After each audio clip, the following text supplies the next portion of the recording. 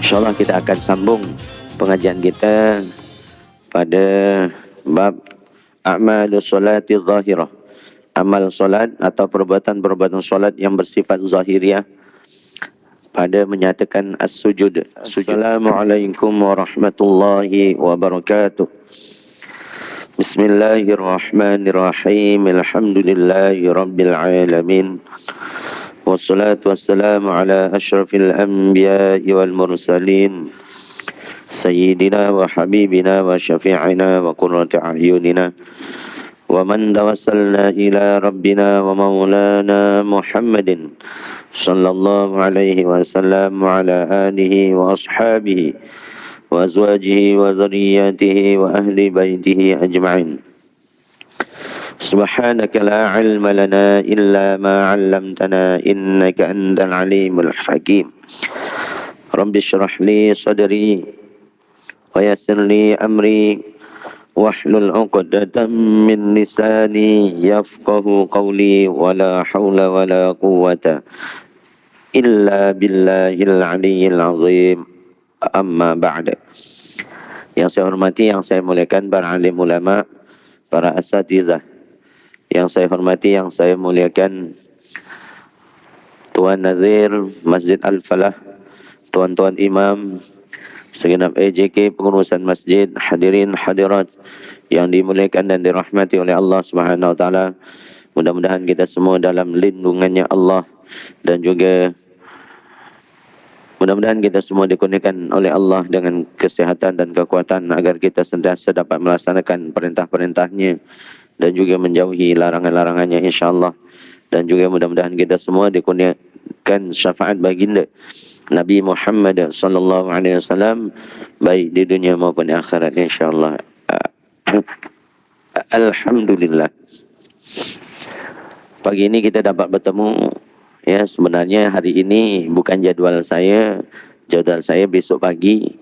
Cuma diminta untuk tukar jadual. Ustaz yang hari ini tidak dapat hadir pada hari ini, minta ditukar besok. Jadi kebetulan jadual saya di Masjid Raja Haji Fisabilillah pada hari ini mauquf, ya, istilahnya cuti lah. Ada di sana ada pengajian Datuk Badli Shah, ya, Ustaz Datuk Badli Shah. Jadi kebetulan kosong, ya, saya terima pertukaran jadual ni, ya. Mudah-mudahan manfaat, berkah insyaAllah. InsyaAllah kita akan sambung pengajian kita pada bab a'malus solati zahirah, amal solat atau perbuatan-perbuatan solat yang bersifat zahiriah pada menyatakan as-sujud, sujud. Sebelumnya mari kita sama-sama membaca doa, membaca Al-Fatihah. Mudah-mudahan pengajian kita pada pagi hari ini kita semua mendapat manfaat dan diberkati oleh Allah Subhanahu wa ta'ala. Bismillahirrahmanirrahim. Liridhallahi ta'ala wa khususan ila hadratin Nabi al-Mustafa Rasulullah sallallahu alaihi wasallam wa ala alihi wa ashabihi wa azwajihi wa dhurriyyatihi wa ahli baitihi ajma'in. وخصوصا إلى حضرة مؤلف هذا الكتاب الشيخ محمد جمال الدين بن محمد بن سعيد القاسمي وإلى حضرة آبائنا وأمهاتنا وأزواجنا وأولادنا وأهلنا ومشايخنا ومعلمينا وطلابنا ولجميع المسلمين والمسلمات والمؤمنين والمؤمنات الأحياء منهم والأموات شهد الله لهم. الفاتحة. أعوذ بالله من الشيطان الرجيم. بسم الله الرحمن الرحيم. الحمد لله رب العالمين الرحمن الرحيم مالك يوم الدين إياك نعبد وإياك نستعين اهدنا الصراط المستقيم صراط الذين أنعمت عليهم غير المغضوب عليهم ولا الضالين. آمين. بسم الله الرحمن الرحيم. قال المؤلف رحمه الله تعالى ونفعنا به وبعلومه وأمدنا بأسراره ونفحاته في الدين والدارين. آمين يا رب العالمين. Bismillahirrahmanirrahim. pada menyatakan sujud, ya, as-sujud. Sujud merupakan salah satu perbuatan di dalam solat yang wajib untuk kita laksanakan, dan ia merupakan salah satu daripada rukun solat. Kemudian turun pada posisi sujud dengan membaca takbir. Jadi ketika setelah kita i'tidal beserta dengan tumakninah i'tidal, sebagaimana yang saya jelaskan pada pertemuan yang lepas, ya, membaca takbir intiqal, ya, bukan takbiratul ihram. Jadi takbir intiqal ni hukumnya sunnah, ya. Kalau takbiratul ihram wajib sebab dia merupakan rukun dalam solat. Jadi takbiratul ihram ini disunahkan ketika permulaan pergerakan untuk merubah satu rukun ke rukun yang lain. Bukan berubah dulu baru dibaca, tidak, ya, bersamaan. Dan sampai selesai perbuatan, selesai pula lah takbiratul intiqal. Ya, contohnya dari keadaan posisi berdiri ingin ke sujud, itu dah mula baca takbir. Allahu Akbar. Ya, lafaz bar itu ketika sudah sempurna perbuatan sujud. Itu sunnahnya begitu. Ya, bukan Allahu Akbar baru gerak. Ataupun dah turun dulu baru Allahu Akbar. Ya, itu tidak, sunnahnya tidak begitu. Ya, sunnahnya bukan begitu. Jadi pertama pergerakan itulah sudah dibaca takbiratul intiqal, sampailah perbuatan sujud, sampai dahi ke lantai sempurna bar. Itu, ya, selesai. Lalu meletakkan kedua lutut di lantai. Ya, meletakkan kedua lutut di lantai. Kemudian meletakkan dahi dan kedua tangan dalam keadaan terbuka. Ya. Ini ada pertanyaan, apakah lutut dulu yang turun ataupun kedua tapak tangan dulu yang turun? Ya, kalau di dalam kitab hadis Bulughul Maram, di situ menjelaskan, ya, yang turun tu kedua tapak tangan dulu. Cuma di situ di syarahnya menjelaskan perawinya ini terbalik. Ini ada penjelasan di dalam kitab Ibanatul Ahkam. Ya, jadi terbalik. Ya, perawi ini itu terbalik dalam menjelaskan. Ya, bukan harusnya lutut dulu baru tapak tangan. Itu syarahnya. Kalau dalam hadisnya mengatakan tapak tangan dulu baru kedua lutut. Ada yang mengatakan sebaliknya. Ya, jadi tak perlu dipermasalahkan. Ya, ada dua-duanya. Nak lutut dulu boleh, nak tangan dulu boleh. Alasannya kalau lutut dulu, ya, alasannya itu tidak menyamai unta ketika turun untuk duduk ni. Ya, ini. Jadi kalau unta turun tu tangannya dulu baru kakinya. Ya, jadi kita tak menyamai perbuatan binatang.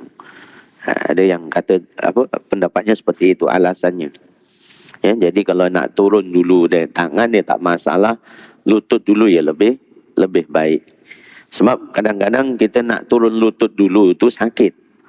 Ya, seperti saya ni agak ada sakit kaki, jadi tak boleh bengkokkan kaki ke lutut dulu ke lantai. Jadi kena tangan dulu yang turun baru lutut. Jadi kalau begitu takkan kita nak paksakan lutut dulu baru tangan, nanti kan memudaratkan. Ya, jadi semampu kita lah, yang mana yang kita mampu. Ya, jangan jadi perdebatan. Ya, tak perlu nak didebat-debatkan. Karena itu perkara sunnah. Ya, nak dulu tangan dulu ataupun lutut dulu, tak mewajibkan yang mana tu, ya. Kemudian meletakkan dahi dan kedua tangan, tapak tangan dalam keadaan terbuka. Ya, dahi maksudnya tadi lutut, kemudian tangan dan dahi. Nah, nanti saya akan jelaskan syarat-syarat ketika kita melakukan sujud. Membaca takbir saat turun dan tidak mengangkat kedua tangan selain saat turun ke posisi rukuk. Jadi ketika dari i'tidal membaca takbir sampai ke sujud, ya, ketika permulaan pergerakan tidak perlu mengangkat kedua tangan. Ya, cukup ketika bangun daripada rukuk. Ya, kita rukuk, i'tidal, sami'allahu liman hamidah. Dah. Kemudian ketika dari i'tidal ke sujud tak perlu angkat tangan. Takbir tapi tak perlu angkat tangan lagi. Ya. Begitu caranya. Jangan banyak angkat tangan. Rukuk ya angkat tangan. Bangun dari rukuk angkat tangan. Kemudian nak sujud lagi angkat tangan. Turut sujud. Ya, bukan begitu. Jadi ketika rukuk ke i'tidal, takbir sami'allahu liman hamidah, angkat tangan.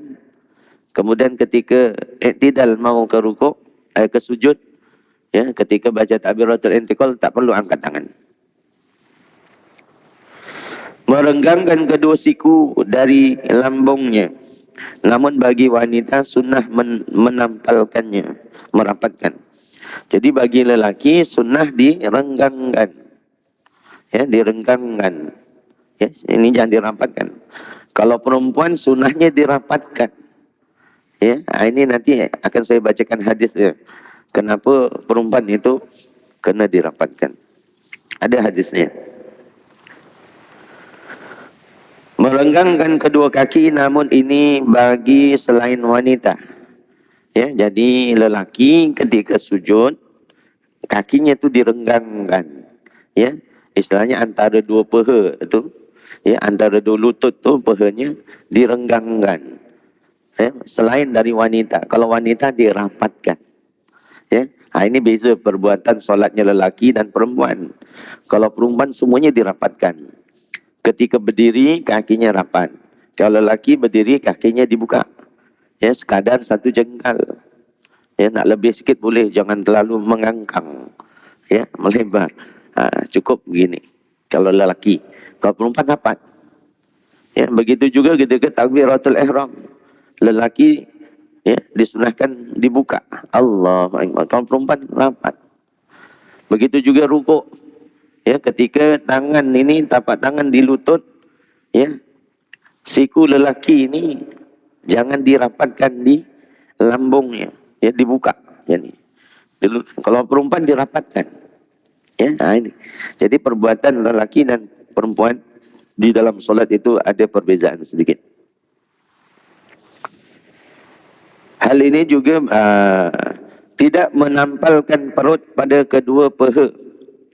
Ya, jadi antara paha, ya, paha kita dengan perut ini jangan dirapatkan. Ya, dipisahkan. Ini misalnya ini paha kita, ini perut kita. Jadi dipisahkan ini. Jangan dirapatkan. Ya, jangan dirapatkan. Paha kita ni jangan dirapatkan di perut. Ya. Selain dari wanita, kalau perempuan dirapatkan, ya, paha dengan perut itu dirapatkan. Meletakkan kedua tangan di lantai sejajar dengan bahu. Ya, jadi tapak tangan ini ketika di lantai pucuknya sejajar dengan bahu, tidak ke depan, tidak ke belakang. Ya, sama aras dengan bahu. Ya. Ini batasannya pucuknya sama bahu gitu. Ini ketika sujud, begitu. Tidak merenggangkan jari tangan. Jadi ketika sujud, jari tangan dirapatkan, tidak direnggangkan. Sunnahnya begitu. Ada hadisnya, nanti saya bacakan. Akan tetapi merapatkannya. Dirapatkan, ya. Tidak meletakkan kedua tangan, dua lengan di lantai. Jadi jangan meletakkan dua lengan kita ini di lantai. Ya, di lantai. Hendaklah diangkat. Nah, ini nanti ada saya terangkan juga. Membaca tasbih 3 kali. Subhana rabbiyal a'la wa bihamdi. Dan bagus jika ditambah lebih dari 3 kali bagi selain imam, seperti rukuk, ya, seperti rukuk. Selain dari imam, kalau kita solat munfarid sendirian, ya, boleh dibaca sampai 7 kali ataupun sampai 10 kali. Ya, bukan imam. Kalau imam cukup 3 kali saja. Jangan terlalu lama. Ya, nanti takutnya ada makmum yang ya mungkin sakit dan sebagainya, nanti kelamaan. Nah, ini. Jadi dalam masalah sujud, ya, ada 10 perkara, 10 syarat yang wajib untuk kita jaga. Jadi setiap rukun itu ada syarat dan kewajiban yang perlu kita jaga. Ya, mungkin selama ini yang kita tahu, ya, rukun dalam salat sujud sudah, dan dijelaskan sedikit-sedikit. Ya, cuma di dalam kitab yang saya ambil sebagai rujukan, kitab Mirqatus Su'udi Tasdiq karangan Syekh Nawawi Al-Bandani, syarah daripada kitab Sulamut Taufiq. Beliau menjelaskan sujud itu sahaja ada 10 syarat. Ya, ada 10 syarat. Yang pertama, meletakkan sebahagian dahi di atas tempat sujud. Walaupun tempat sujud itu berupa kayu dengan kondisi sebahagian dahi tersebut terbuka. Tidak ada penghalang antara dahi dan tempat sujud. Sekiranya tidak ada uzur, ya, bahagian dahi yang diletakkan adalah walaupun bahagian yang masih disebut sebagai dahi, baik bahagian atasnya atau bawahnya, bukan bahagian kedua sisi kerana tidak termasuk dahi. Jadi yang pertama, menjaga kewajiban meletakkan dahi sebahagiannya, entah sebelah atas ataupun sebelah bawah sini. Ya, dahi itu dari atas sini sampai ke bawah. Meletakkan di tempat sujud sebahagian saja, ya, sekiranya tidak ada uzur, ya, di tempat sujud.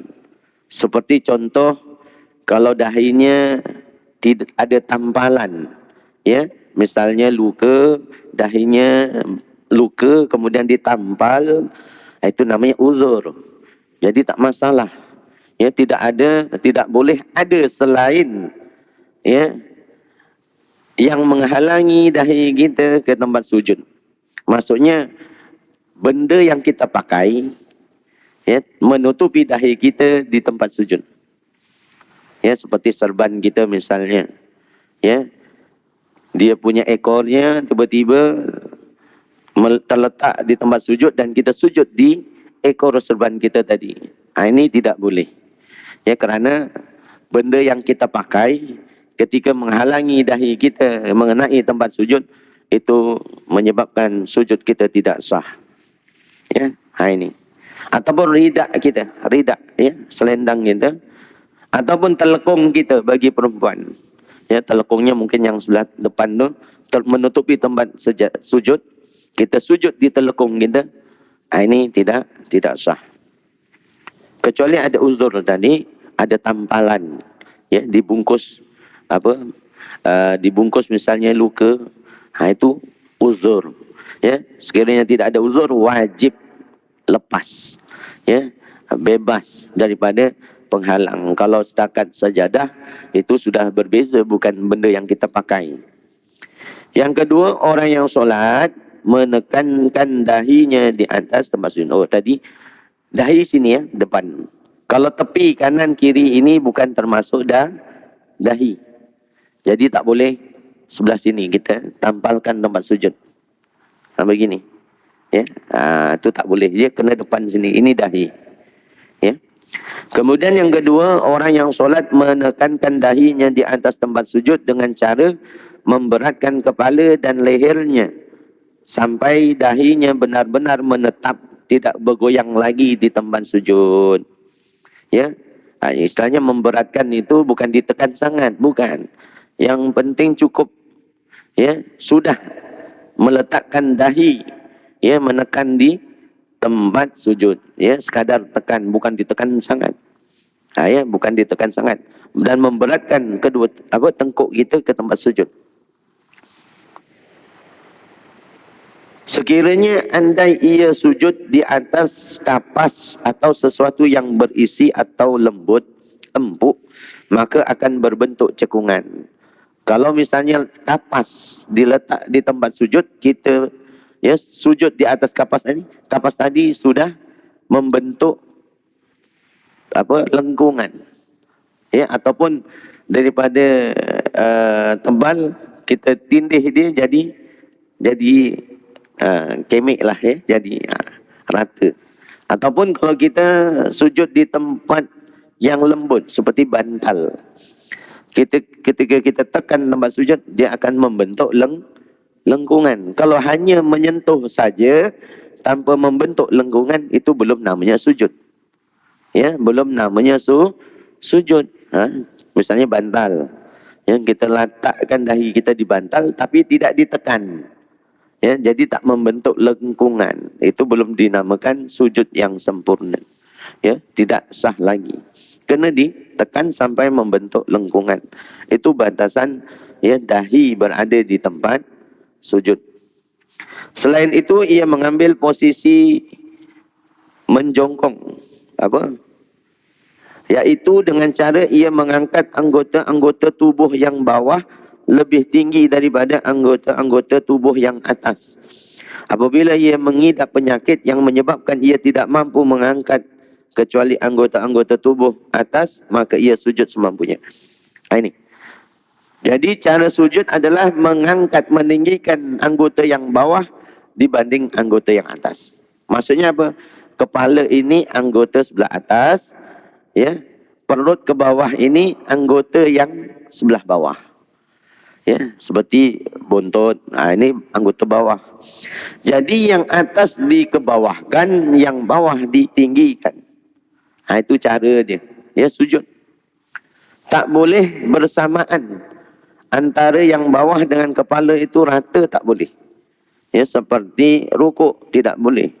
Ya, tetap buntutnya lebih tinggi daripada kepala, kecuali dalam keadaan tidak mampu. Makanya banyak sekali pertanyaan, ya, bagi orang yang solat duduk, ya, yang kita perhatikan kebanyakan orang yang solat duduk, sujudnya hanya sekadar memberi syarat, ya, bagi isyarat. Ini yang banyak berlaku, ya, banyak berlaku. Dia mampu berjalan dari rumah ke masjid, ya, okey. Jadi pertama dia mampu solat berdiri, kemudian dia mungkin tak boleh berdiri lama, dia duduk. Padahal kakinya masih boleh bengkok, masih mampu dia nak sujud secara sempurna, tetapi kebanyakannya ketika sujud dia duduk, ya, kemudian dia bagi hanya sekadar isyarah, membongkokkan badan. Itu tidak boleh, ya, kerana dia masih mampu untuk meletakkan dahinya di tempat sujud dan dia mampu untuk melakukan perbuatan sujud, dia tetap wajib untuk sujud sempurna. Ya, ini banyak yang terjadi.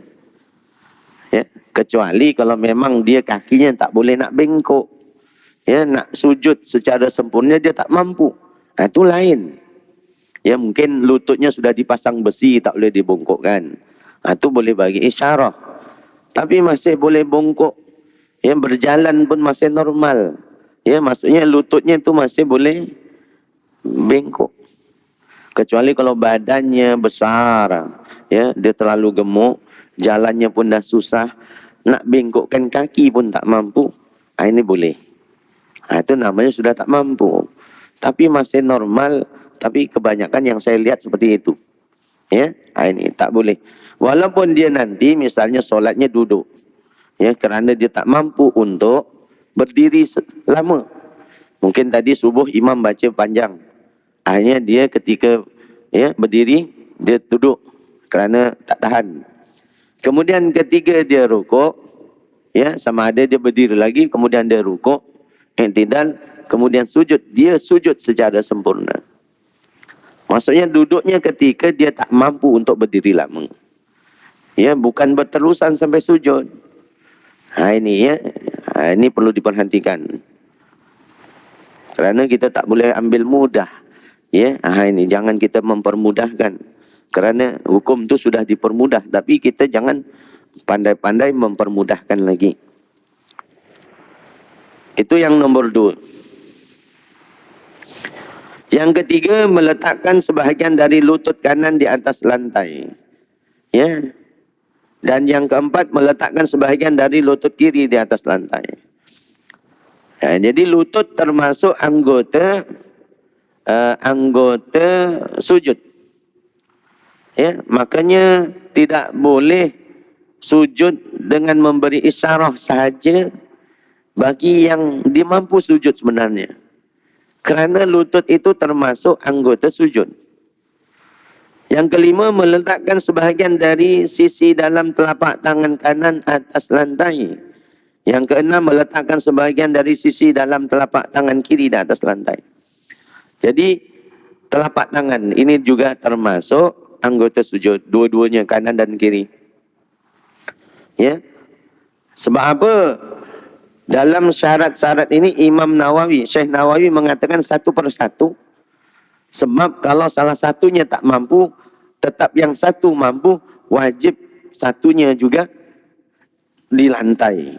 Tidak boleh, ya, satu sakit, akhirnya yang kanan pun tak diletakkan di lantai. Misalnya tangan kiri ini, ya, kena semen dan dibungkus, ya, dirampakkan. Jadi tak mampu untuk sujud, ya, kiri misalnya. Kanan yang mampu, kanan letakkan. Ya. Kalau dua-dua lain, ya, kalau dua-dua memang tak boleh diikat misalnya. Ya, sujud tak menggunakan dua tapak tangan tak masalah. Jadi syaratnya itu sebahagian daripada telapak tangan kena letak tempat sujud. Walaupun tidak semuanya, mungkin terangkat sikit, yang penting sebahagian. Ya, sebahagian. Tak boleh hanya sekadar pucuk jari ni. Ya, kita sujud tapi begini cara dia. Tak boleh. Sujudnya tidak sah. Ataupun kita menggenggamkan tangan, kita buat tumbuk macam ni di tempat sujud. Itu tak boleh. Kerana anggota sujud adalah sebahagian tapak tangan. Ya, ini. Kemudian yang ketujuh, meletakkan sebahagian dari sisi dalam jari-jari kaki kanan. Yang ke-8, meletakkan sebahagian dari sisi dalam jari-jari kiri.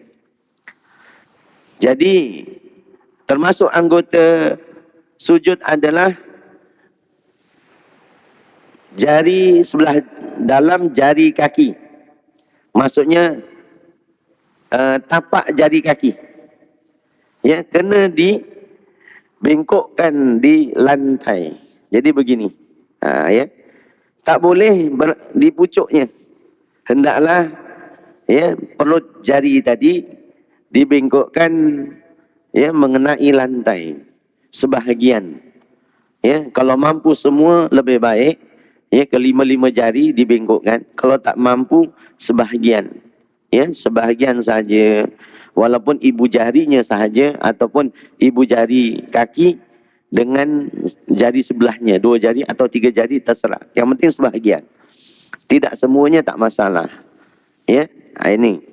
Apabila orang yang solat bersujud dengan hanya meletakkan bahagian tepi telapak tangan atau ujung jari-jari kedua kaki, maka sujudnya tidak sah seperti yang ditambahkan oleh Imam Ar-Ramli di dalam syarah Hadiyatun Nasih. Jadi kalau kita sujud hanya meletakkan di tepi seperti ini, ya, meletakkan tepi tangan kita, Allahu Akbar, sujudnya begini. Bukan begini, begini, itu tidak sah. Begitu juga ujung jari kaki. Hanya sekadar meletakkan ujung jari kaki di tempat sujud begini, tidak dibengkokkan mengenai perut jarinya, juga tidak sah. Ini banyak terjadi. Ya, kalau menurut mazhab yang lain wallahu alam. Ini kita ikut ya mazhab Imam Syafi'i. Yang kesembilan, tidak menyengaja selain sujud saat menjatuhkan tubuh dari i'tidal. Apabila orang yang solat terjatuh ke lantai dari i'tidal tanpa menyengaja sujud, saat terjatuhnya tersebut maka sujudnya tidak dihitung atau dianggap dan ia wajib kembali ke i'tidal kemudian bersujud. Jadi ketika ingin bersujud dari i'tidal, hendaklah punya kesengajaan. Maksudnya punya qasad di dalam hati bahawa lepas i'tidal aku sujud. Ya, kalau misalnya dia turun ke sujud itu sebab jatuh misalnya, ya terjatuh, kemudian dia terus sujud, itu tidak sah. Sebab awalnya tidak ada kesengajaan. Jadi dia turun ke sujud itu sebab jatuh, bukan kerana dia nak sujud. Jadi kalau ada seperti itu, hendaklah dia kembali ke i'tidal, kemudian dia baru turun sujud. Seperti yang saya jelaskan, ketika orang ya dari berdiri tegak ke rukuk, wajib ada kesengajaan untuk dia rukuk. Begitu juga i'tidal. Ya, kalau misalnya rukuk, ya dia membungkuk setelah berdiri tegak, gara-gara untuk menghindar dari perkara yang boleh mendatangkan bahaya, seperti mungkin ada lebah ya berada di bahagian kepala, dia dengar ya lebah, kemudian dia mengelak dengan cara dia membungkuk, itu belum namanya rukuk. Sebab dia membungkuk sebab ingin mengelak daripada lebah tadi. Jadi rukuknya belum dihitung, dia wajib untuk berdiri lagi ya, kemudian barulah dia dengan sengaja untuk rukuk. Begitu juga ketika i'tidal. Ya, mungkin dia rukuk, tiba-tiba di depannya ada seekor ular, ya mungkin kobra dah naik kepala je ni. Akhirnya dia terkejut, dia langsung berdiri. Ya, terkejut. Jadi berdirinya itu bukan dinamakan i'tidal sebab tidak ada kesengajaan untuk i'tidal. Jadi dia wajib untuk rukuk kembali dan diulang kembali. Begitu juga sujud. Kalau misalnya sujudnya itu sebab terjatuh, dia wajib untuk berdiri kembali. Ya, mungkin tengah sembahyang tiba-tiba ya tengah i'tidal ni, tiba-tiba ada orang yang main-main kat belakang dia, berlari menolak dia, tersungkur ke depan ya, hanya ya seperti posisi sujud ya. Itu belum dinamakan sujud ya, sebab tidak ada kesengajaan untuk sujud. Kemudian 10, yang ke-10, tidak bersujud di atas sesuatu benda yang menampal pada diri orang yang solat, musalli. Sekiranya benda tersebut ikut bergerak sebab gerakan musalli pada saat berdiri atau duduk, seperti serban dan lain-lainnya, dengan catatan musalli tahu dan sengaja. Apabila ia bersujud di atas benda tersebut kerana tidak tahu atau lupa, maka solatnya tidak batal. Tetapi ia wajib mengulangi sujud, mengecualikan dengan benda yang ikut bergerak, kerana gerakan musalli adalah benda yang tidak ikut bergerak kerana gerakannya. Maka sujud di atasnya dihukumi sah, sebab benda tersebut dihukumi seperti benda munfasil, tidak menempel. Begitu juga dihukumi sah apabila ia bersujud di atas kayu atau sarung tangan yang dilepas. Ya, seperti yang difaedahkan oleh Imam Al-Ramli. Maksudnya tidak ada benda yang menampal pada dirinya itu ya berada di tempat sujud dan kita sujud di atasnya, yang saya jelaskan dari awal. Ya, tak boleh. Kalau tidak menempel di badan, ya tak masalah, sebab perkara itu tidak bergerak bersamaan dengan anggota badan. Jadi kalau serban misalnya, ya ekor serban kan kalau kita bergerak, dia ikut bergerak bersamaan, ya kerana berada di anggota badan. Begitu juga rida, kalau kita bergerak dia pun akan bergerak. Ya, jadi kalau dia menampal di dahi ketika sujud, ya solat kita tidak sah bagi yang sadar, yang tahu. Kalau bagi yang tak tahu dan lupa, itu tak masalah, solatnya tetap sah. Ya, ini bagi yang tahu dan sadar, ingat. Ya, selain daripada itu, ya seperti sajadah, ya ataupun kayu, ya kayu misalnya ada papan depan kita itu tak masalah, kerana dia tak menampal di anggota tubuh badan kita. Ini ya. Begitu juga sama. Ya, kalau kita solat, ya misalnya kita solat jenazah di kuburan, ya jenazahnya sudah dikebumikan, kemudian kita mungkin lambat, tapi kita nak solatkan, tak masalah. Ya, berdiri menghadap kiblat di depan kuburan tadi, ya solatlah di situ. Dengan catatan ketika kita pakai kasut atau selipar, kita lepaskan. Ya, kita lepas. Jangan kita pakai. Ya, maksudnya kita lepas, kita taruh kaki kita atas selipar ataupun kasut. Jangan dipakai.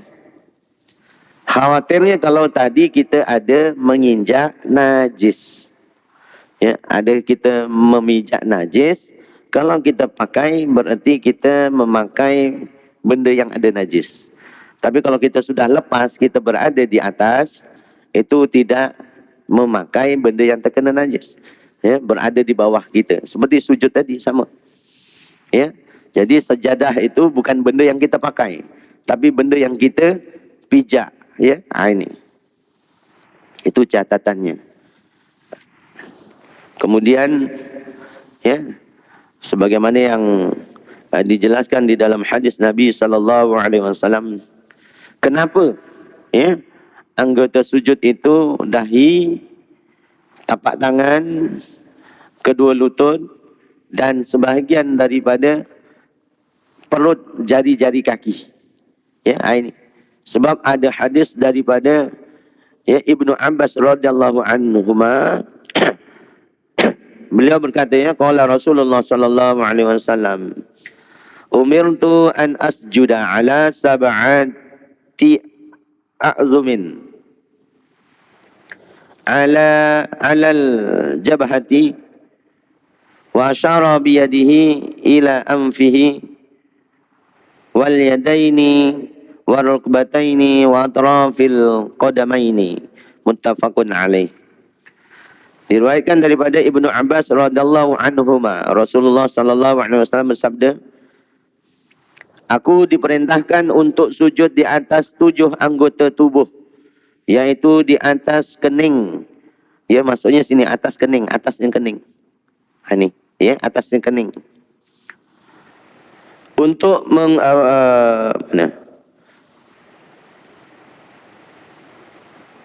seraya mengisyarahkan dengan tangannya ke hidungnya. Jadi ketika itu beliau mengisyarahkan ini, ya, dari atas sampai hidungnya. Beliau mengisyarahkan, aku diperintahkan untuk sujud dari sini ke sini. Kedua telapak tangan. Jadi ini anggota sujud. Kedua lutut dan hujung jari kedua telapak kaki. Ya, jadi maksudnya hujung jari itu dia punya telapak jari kaki, telapaknya. Hadis ini muttafaq alaih, ya, sudah disepakati.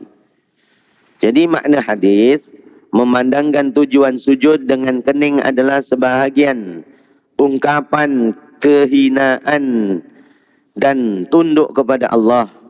Sedangkan hidung tidak dapat menggantikan peranan kening tadi, ya, dahi tadi, untuk mengungkapkan hal tersebut. Maka sujud mesti dilakukan pada dahi, oleh kerana sukar membuktikan yang Nabi SAW sujud di atas dahinya, maka isyarah Rasulullah SAW yang ditujukan ke hidung jika memberikan pemahaman bahawa hidung mesti menyentuh lantai ketika sujud. Maka itu tidak bererti hidung dan dahi merupakan satu kesatuan di dalam sujud, sudah memadai dengan menyentuh, ya, dahinya ke lantai. Jadi walaupun Nabi SAW menunjukkan hidung, ya, bukan bererti dahi dan hidung itu satu kesatuan. Mesti kedua-duanya tidak.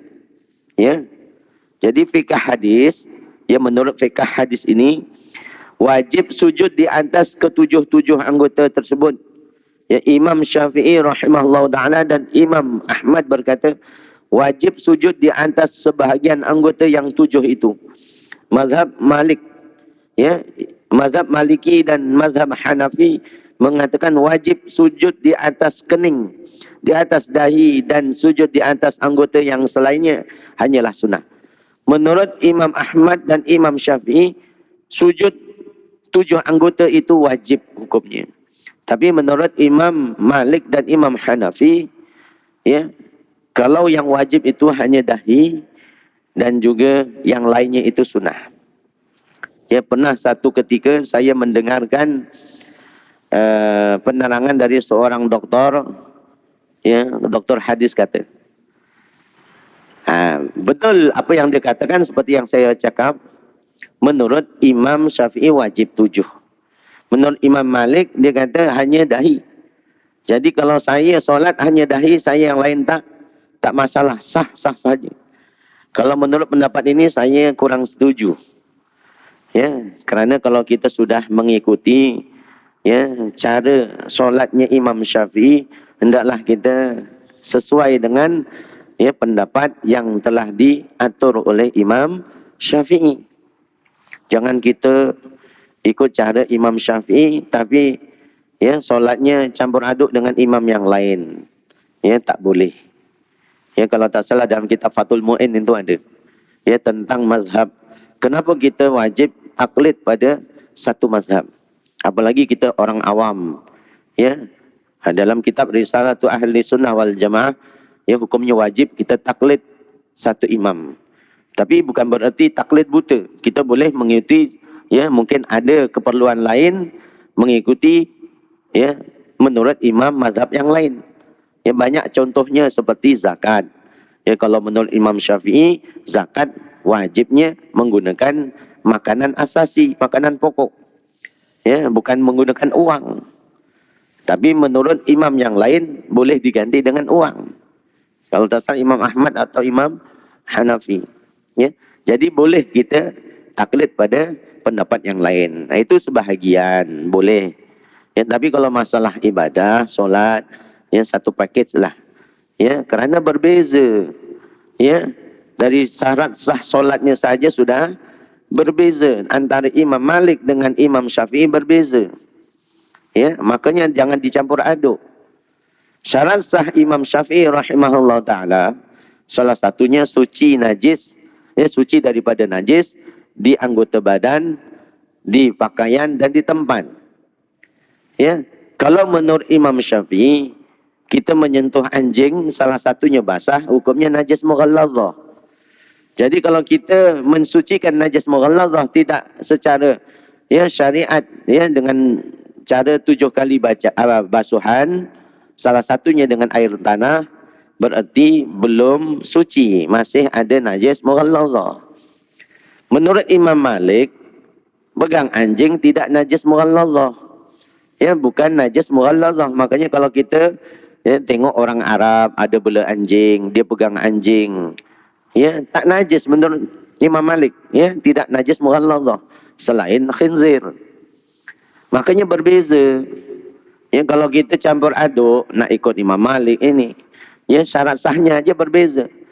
Makanya tak boleh kalau kita lah, ya, tak boleh berimamkan kepada imam yang bermazhab Malik. Ya, kalau di selain di Masjidil Haram. Ya, sebab apa? Syarat sahnya berbeza. Dia pegang perempuan tak batal wuduk. Sama ada syahwat atau tidak. Kalau kita syahwat atau tidak pegang perempuan yang bukan mahram, isteri kita sendiri, batal. Ya, makanya tak boleh campur aduk. Ya, kita lantik imam dari mazhab Imam Malik misalnya. Kita makmum Imam Syafi'i. Jadi kita berimamkan kepada imam yang menurut Imam Syafi'i wuduknya batal. Jadi solatnya tidak sah.